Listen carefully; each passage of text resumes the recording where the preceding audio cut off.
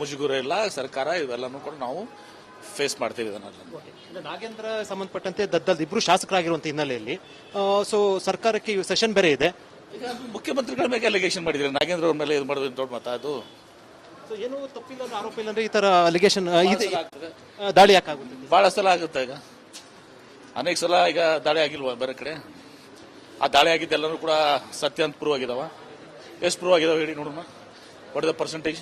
ಇನ್ನೂ ಕೂಡ ನಿಗಮದಿಂದ ಹಣ ಹೋಗಿದ್ದು ವಾಪಸ್ ಬಂದಿಲ್ಲವಾ ಸರ್? ಅದೊಂದು ನನಗೆ ಅದ್ರ ಬಗ್ಗೆ ಮಾಹಿತಿ ಇಲ್ಲ. ನಾನು ತನಿಖೆ ನಡೀತಾ ಇದೆ. ತನಿಖೆ ನಡೆದ ಸಂದರ್ಭದಲ್ಲಿ ನಾನು ಮಧ್ಯೆ ಇದು ಮಾಡ್ಲಿಕ್ಕೆ ಬಯಸಿದೆ. ರಾಜಕೀಯ ಪ್ರೇರಿತ ಏನಾದ್ರು ಅನುಮಾನ ಇದೆ ಸರ್? ನನ್ಗೆ ಗೊತ್ತಿಲ್ಲ ಅದು. ಇದು ಎಂ.ಬಿ. ಪಾಟೀಲ್ ಅವರು ಹೇಳಿಕೆ. ಅವ್ರು ಹೇಳ್ತಾ ಇರುವಂಥದ್ದು ದಾಳಿ ನಡೆದಿದೆ ಸಂಬಂಧಪಟ್ಟಂತೆ ಕೂಡ ಸಮಗ್ರ ಉತ್ತರ ಕೊಡ್ತೀನಿ ಅಂತ ಹೇಳಿರುವಂಥದ್ದು. ಜೊತೆಗೆ ಎಷ್ಟೋ ದಾಳಿಗಳು ಆದ ಸಂದರ್ಭದಲ್ಲೂ ಕೂಡ ಒಂದಷ್ಟು ತಪ್ಪು ಮಾಹಿತಿ ಕೂಡ ಹೋಗಿರುತ್ತೆ ಅಂತ ಹೇಳಿರುತ್ತೆ. ಕ್ಯಾಮರಾ ಪರ್ಸನ್ ಮಧು ಜೊತೆ ವಿಜಯ ಜನ, ರಿಪಬ್ಲಿಕ್ ಟಿವಿ, ಬೆಂಗಳೂರು. ನಾನು ಈಗಾಗಲೇ ಹೇಳಿದ್ದೀನಿ, ಬೆಳಗ್ಗೆ ಸ್ಟೇಟ್ಮೆಂಟ್ ಮಾಡಿದ್ದೀನಿ. ಈಗ ನಾಗೇಂದ್ರ ವಿಚಾರದಲ್ಲಿ ಈಗ ಇಡೀ ದಾಳಿ ಮಾಡಿದ್ದು ನಮಗೂ ಅನ್ರಿ ಮಾಡಿದ್ದಾರೆ. ಅದು ಅವರು ಕಾನೂನಾತ್ಮಕವಾಗಿ ಮಾಡಲಿ, ಆಮೇಲೆ ನಿಷ್ಪಕ್ಷಪಾತವಾದಂಥ ತನಿಖೆ ಮಾಡಲಿ, ಬೇಡ ಅನ್ನೋದಿಲ್ಲ ನಾವು ಅದಕ್ಕೆ. ಆದರೆ ರಾಜಕೀಯ ಒತ್ತಡವನ್ನು ಇಟ್ಕೊಂಡು ಮಾಡುವಂಥದ್ದು ಅವಶ್ಯಕತೆ ಇಲ್ಲ, ಅದಾಗಬಾರ್ದು. ಸೊ ನಾವು ಸತ್ಯಾಸತ್ಯತೆ ಹೊರಗೆ ಬರ್ತದೆ. ಅವರು ತಪ್ಪಿಸ್ತಿದ್ದು ಇರ್ತಿದ್ರೆ ಅದು ಕೈ ಬಿಟ್ಟು ಹೋಗ್ತದೆ. ಅದೆಲ್ಲ ತಪ್ಪಿಸ್ತರು ಅನ್ನೋದು ಪ್ರೂವ್ ಆಗಬೇಕಲ್ಲ. ಅಥವಾ ಕೇವಲ ಅಧಿಕಾರಿಗಳ ಮೇಲೆ ಇದೆನಾ, ನಾಗೇಂದ್ರ ಅವ್ರು ಇನ್ವಾಲ್ವ್ಮೆಂಟ್ ಇದೆನಾ ಇಲ್ಲ ಅನ್ನೋದು ಅದೆಲ್ಲನೂ ಕೂಡ ಅದಾಗಬೇಕಾಗ್ತದೆ. ಸರ್, ಈ ಬೆಳವಣಿಗೆ ಒಂದು ರೀತಿ ಸಮರ್ಥನೆ ಮಾಡ್ಕೊಳಕ್ಕೆ ಆಗದೆ ಇರುವಂಥ ಸಂದರ್ಭ ಅಂಥದ್ದು ಯಾವುದಿದೆ? ಅಂಥದ್ದು ಯಾಕಾಗ್ತದೆ? ಈಗ ಅಂತ ಯಾವುದೋ ಸರ್ಕಾರಕ್ಕೆ ತಲೆ ತಗ್ಗಿಸುವಂಥ ಪ್ರಶ್ನೆ ಬರೋದಾರೆ. ಈಗ ಇಲ್ಲಿ ಅಧಿಕಾರಿಗಳು ಇಟ್ಕೊಂಡಿದ್ದಾರೆ. ಈಗ ಅವರು ಮಾತಾಡಿದ್ದು ಆಡಿಯೋ ಗಿಡಿಯೋ ಸ್ವತಃ ನಾಗೇಂದ್ರ ಮಾತಾಡಿದ ಮತ್ತೆ ಬೇರೆ ಇದೆ. ಅವರು ಅಧಿಕಾರಿ ಮಾತಾಡಿಕೊಂಡು ಯಾರೋ ಇದು ಮಾಡ್ಕೊಂಡು ಹೋದ್ರೆ ಏನು ಮಾಡೋಕ್ಕಾಗುತ್ತೆ ಅದಕ್ಕೆ? ಸರ್, ಇಡಿ ಅದು ರಾಜಕೀಯವಾಗಿ ಏನಾದರೂ ದಿಢೀರ್ನೆ ಬಂದಿರುವಂಥದ್ದು ಆ ರೀತಿ ನಾನು ಹಾಗಾಗಿ ಹಿಂದೆ ಹೋರಾಟ ಮಾಡಿದ್ರು. ಇಡಿ ಕೇಂದ್ರ ಸರ್ಕಾರದ ಅಧೀನದಲ್ಲಿ ಅವರು ಹೇಳ್ದಂಗೆ ಕೇಳುವಂಥ ಸಂಸ್ಥೆ ಅದು ಪ್ರೂವ್ ಮಾಡಿದಾರಲ್ಲ, ನಿಮ್ಗೆ ಗೊತ್ತಾಗಿದೆಯಲ್ಲ. Supreme court electoral bonds prove ಆಗಿಲ್ವಾ? ಅದು ಸುಪ್ರೀಂ ಕೋರ್ಟ್ ಎಲೆಕ್ಟ್ರಲ್ ಬಾಂಡ್ಸ್ ಇದಾದಾಗ ಇಡಿ ರೇಡ್ ಆದವರು ಅಲ್ಲಿ ಎಲೆಕ್ಟ್ರಲ್ ಬಾಂಡ್ ಖರೀದಿ ಮಾಡ್ತಾರೆ. ಇನ್ಕಮ್ ಟ್ಯಾಕ್ಸ್ ರೇಡ್ ಆದವರು ಎಲೆಕ್ಟ್ರಲ್ ಬಾಂಡ್ ಖರೀದಿ ಮಾಡ್ತಾರೆ. ಇಡಿ ರೇಡ್ ಆದವರು ಎಲೆಕ್ಟ್ರಲ್ ಬಾಂಡ್ ಖರೀದಿ ಮಾಡ್ತಾರೆ. ಅದಕ್ಕೆ ಒಂದಕ್ಕೊಂದು ತಾಳೆ ಇಲ್ವಾ? ನೋಡಿದಿರಲ್ಲ ಎಲೆಕ್ಟ್ರಲ್ ಬಾಂಡ್ಸ್ ಕೇಸ್ನಲ್ಲಿ. ನಾನು ಹೇಳಬೇಕಾಗಿಲ್ಲ. Electoral bonds themselves prove. ಯಾರ ಮೇಲೆ CBI ರೇಡ್ ಆಗಿದೆ, ಎಲೆಕ್ಟ್ರಲ್ ಬಾಂಡ್ ಖರೀದಿ ಆಗಿದೆ. ಯಾರ ಮೇಲೆ EDB ಆಗಿದೆ, ಎಲೆಕ್ಟ್ರಲ್ ಬಾಂಡ್ ಖರೀದಿ ಆಗಿದೆ. ಮುಜುಗರ ಇಲ್ಲ. ಸರ್ಕಾರ ಇವೆಲ್ಲನೂ ಕೂಡ ನಾವು ಫೇಸ್ ಮಾಡ್ತೀವಿ. ನಾಗೇಂದ್ರ ಸಂಬಂಧಪಟ್ಟಂತೆ ದದ್ದಲ್ ಇಬ್ರು ಶಾಸಕರಾಗಿರುವಂತ ಹಿನ್ನೆಲೆಯಲ್ಲಿ ಸೊ ಸರ್ಕಾರಕ್ಕೆ ಸೆಷನ್ ಬೇರೆ ಇದೆ. ಈಗ ಮುಖ್ಯಮಂತ್ರಿಗಳ ಮೇಲೆ ಅಲಿಗೇಷನ್ ಮಾಡಿದ್ರೆ ನಾಗೇಂದ್ರ ಅವ್ರ ಮೇಲೆ ಇದು ಮಾಡೋದು ದೊಡ್ಡ ಮತ. ಅದು ಏನು ತಪ್ಪಿಲ್ಲ ಆರೋಪ ಇಲ್ಲ ಅಂದ್ರೆ ಈ ತರ ಅಲಿಗೇಷನ್ ದಾಳಿ ಯಾಕಾಗುತ್ತೆ? ಬಹಳ ಸಲ ಆಗುತ್ತೆ. ಈಗ ಅನೇಕ ಸಲ ಈಗ ದಾಳಿ ಆಗಿಲ್ವಾ ಬೇರೆ ಕಡೆ?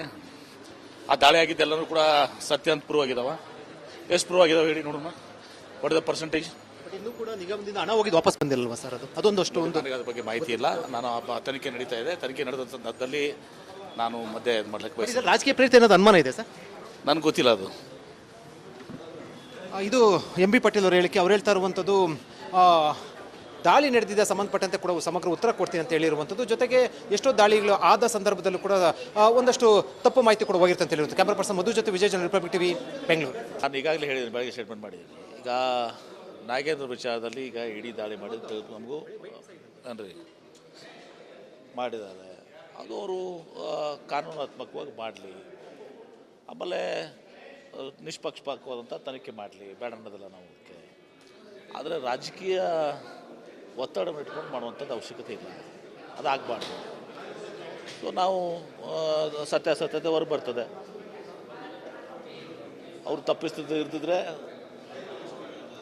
ಅದು ಕೈ ಬಿಟ್ಟು ಹೋಗ್ತದೆ. ಅದೆಲ್ಲ ತಪ್ಪಿಸ್ತರು ಅನ್ನೋದು ಪ್ರೂವ್ ಆಗಬೇಕಲ್ಲ.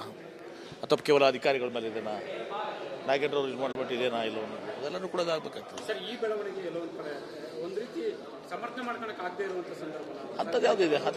ಅಂಥದ್ದು ಯಾಕಾಗ್ತದೆ? ಈಗ ಅಂತ ಯಾವುದೋ ಸರ್ಕಾರಕ್ಕೆ ತಲೆ ತಗ್ಗಿಸುವಂಥ ಪ್ರಶ್ನೆ ಬರೋದಾರೆ. ಈಗ ಇಲ್ಲಿ ಅಧಿಕಾರಿಗಳು ಇಟ್ಕೊಂಡಿದ್ದಾರೆ. ಈಗ ಅವರು ಮಾತಾಡಿದ್ದು ಆಡಿಯೋ ಗಿಡಿಯೋ ಸ್ವತಃ ನಾಗೇಂದ್ರ ಮಾತಾಡಿದ ಮತ್ತೆ ಬೇರೆ ಇದೆ. ಅವರು ಅಧಿಕಾರಿ ಮಾತಾಡಿಕೊಂಡು ಯಾರೋ ಇದು ಮಾಡ್ಕೊಂಡು ಹೋದ್ರೆ ಏನು ಮಾಡೋಕ್ಕಾಗುತ್ತೆ ಅದಕ್ಕೆ? ಸರ್, ಇಡಿ ಅದು ರಾಜಕೀಯವಾಗಿ ಏನಾದರೂ ದಿಢೀರ್ನೆ ಬಂದಿರುವಂಥದ್ದು ಆ ರೀತಿ ನಾನು ಹಿಂದೆ ಹೋರಾಟ ಮಾಡಿದ್ರು. ಇಡಿ ಕೇಂದ್ರ ಸರ್ಕಾರದ ಅಧೀನದಲ್ಲಿ ಅವರು ಹೇಳ್ದಂಗೆ ಕೇಳುವಂಥ ಸಂಸ್ಥೆ ನಿಷ್ಪಕ್ಷ ಅದೊಂದು ಪ್ರೂವ್ ಮಾಡಿದಾರಲ್ಲ, ನಿಮ್ಗೆ ಗೊತ್ತಾಗಿದೆಯಲ್ಲ. Supreme court electoral bonds prove ಆಗಿಲ್ವಾ ಅದು? ಸುಪ್ರೀಂ ಕೋರ್ಟ್ ಇಲೆಕ್ಟ್ರಲ್ ಬಾಂಡ್ಸ್ ಇದಾದಾಗ ಇಡಿ ರೇಡಾದವರು ಅಲ್ಲಿ ಇಲೆಕ್ಟ್ರಲ್ ಬಾಂಡ್ ಖರೀದಿ ಮಾಡ್ತಾರೆ, ಇನ್ಕಮ್ ಟ್ಯಾಕ್ಸ್ ರೇಡಾದವರು ಇಲೆಕ್ಟ್ರಲ್ ಬಾಂಡ್ ಖರೀದಿ ಮಾಡ್ತಾರೆ, ಇಡಿ ರೇಡಾದವರು ಇಲೆಕ್ಟ್ರಲ್ ಬಾಂಡ್ ಖರೀದಿ ಮಾಡ್ತಾರೆ. ಅದಕ್ಕೆ ಒಂದಕ್ಕೊಂದು ತಾಳೆ ಇಲ್ವಾ? ನೋಡಿದಿರಲ್ಲ ಇಲೆಕ್ಟ್ರಲ್ ಬಾಂಡ್ಸ್ ಕೇಸ್ನಲ್ಲಿ. ನಾನು ಹೇಳ್ಬೇಕಾಗಿಲ್ಲ, ಇಲೆಕ್ಟ್ರಲ್ ಬಾಂಡ್ಸ್ ದಮ್ಸೆಲ್ಫ್ ಪ್ರೂವ್ ಯಾರ ಮೇಲೆ CBI ರೇಡ್ ಆಗಿದೆ, ಇಲೆಕ್ಟ್ರಲ್ ಬಾಂಡ್ ಖರೀದಿ ಆಗಿದೆ, ಯಾರ ಮೇಲೆ ಇಡಿ ಆಗಿದೆ, ಇಲೆಕ್ಟ್ರಲ್ ಬಾಂಡ್ ಖರೀದಿ ಆಗಿದೆ.